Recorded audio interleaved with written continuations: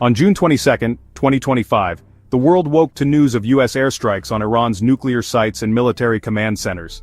The Pentagon called it a preemptive move to stop Iran from developing nuclear weapons, insisting it was a limited defensive action. Tehran's response was immediate and furious. Ayatollah Khamenei condemned the strikes as unprovoked aggression and vowed retaliation. Streets in Iran filled with defiant crowds while global oil prices soared and airlines rerouted flights to avoid the region. World leaders scrambled for emergency meetings, but the UN Security Council was deadlocked. The U.S. justification was met with skepticism, with critics recalling past intelligence failures. For Iranians, the strikes shattered daily life, fueling both national pride and deep anxiety about what would come next. The world braced for a dangerous, unpredictable escalation.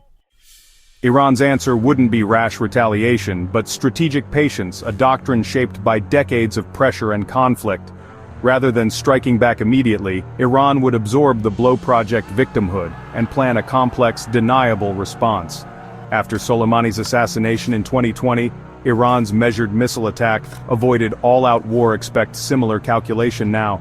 Secret councils would weigh options, aiming to retaliate without risking regime survival. Iran's response would be multifaceted cyberattacks, proxy actions, and psychological pressure designed to bleed the U.S. over time.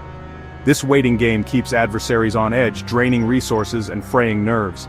Every drone, every cyber anomaly would be scrutinized, forcing the U.S. and its allies into costly, indefinite high alert. Iran's patience is a weapon ensuring its eventual response lands with maximum impact. Iran's first moves would likely be in cyberspace, targeting U.S. and allied infrastructure with sophisticated attacks. Ports, power grids, and banks could be disrupted, causing chaos and economic pain, often without clear attribution. Simultaneously, Iran would activate its network of proxies, Hezbollah, the Houthis, and militias in Iraq and Syria. Expect a surge in drone and rocket attacks on U.S. bases and commercial shipping, especially in the Red Sea. Hezbollah could escalate tensions on Israel's northern border, tying up Israeli forces and complicating U.S. strategy. These actions create a persistent, low-level conflict that's hard to counter, and even harder to end. The U.S. faces a dilemma: how to respond to attacks that are deniable and dispersed across the region. Iran's asymmetric strategy turns the region into a chessboard, raising costs for Washington at every turn.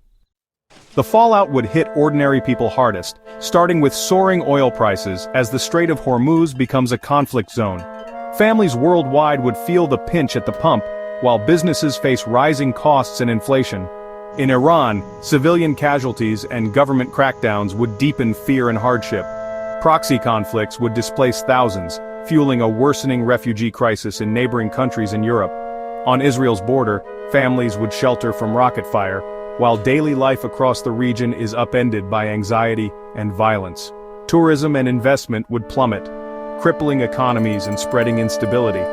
Heightened security and the threat of terror attacks would change how people travel and live, even far from the conflict.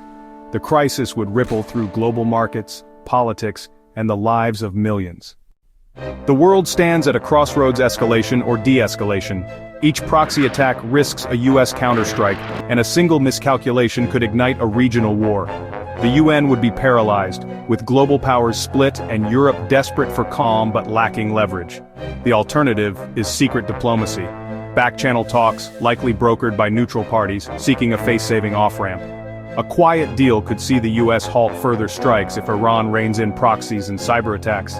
The stakes are enormous. Leaders must choose between catastrophic war or a risky, fragile compromise. The coming weeks will decide if the world steps back from the brink or plunges into a new era of conflict.